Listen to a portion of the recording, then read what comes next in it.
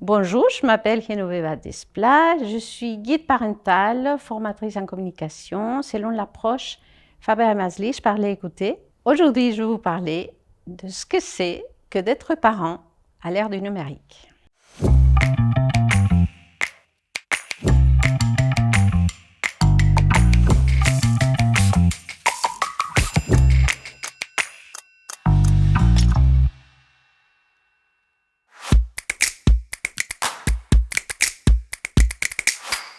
Quelle liberté donner à un ado? C'est la liberté de dialogue avant tout. Dialoguer avec l'ado, dialoguer avec l'enfant, lui permettre de s'exprimer, exprimer ses besoins, ses émotions, accueillir. Dans l'approche parler-écouter de Faber et Maslich, il existe une dynamique qui s'appelle la résolution de problèmes, où on invite l'ado, l'enfant, à exprimer ses émotions, ses besoins, à donner des idées pour trouver un compromis convenable pour tous.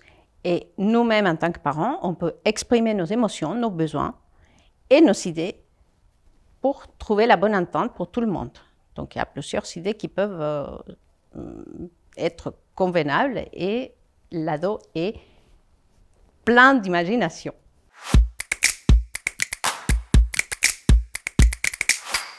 Tout d'abord, comprendre que l'enfant vit une difficulté parce qu'il peut y avoir des applications, des algorithmes, il peut être pris au piège.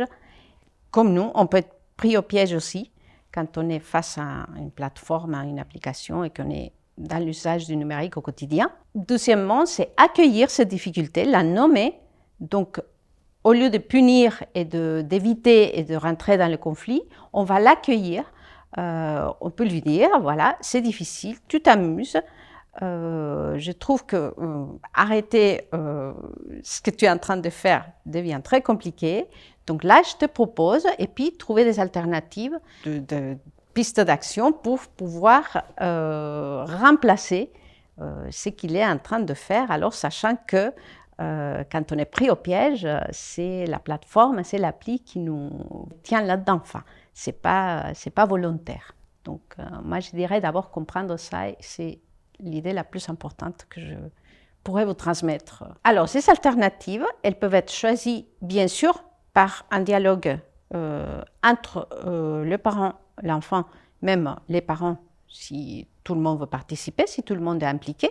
Donc, on peut faire une liste avec toutes ces idées-là, des uns des autres, partager et dialoguer et trouver ce qui convient à tout le monde.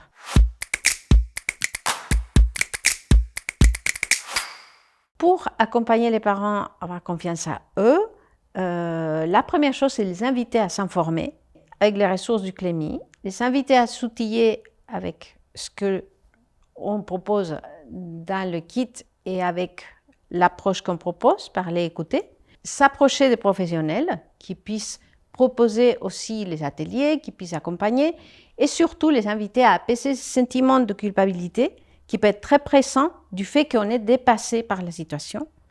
Et troisièmement, moi je trouve que c'est très intéressant de les inviter à revoir leurs propres pratiques, de voir où ils en sont avec les pratiques du numérique, de poser les pour et les contre par rapport à comment j'utilise mon téléphone, est-ce que dans telle situation, est-ce que c'est parce que je m'ennuie, est-ce que c'est parce que j'en ai besoin, est-ce que j'utilise ma tablette parce que je vais juste regarder des vidéos.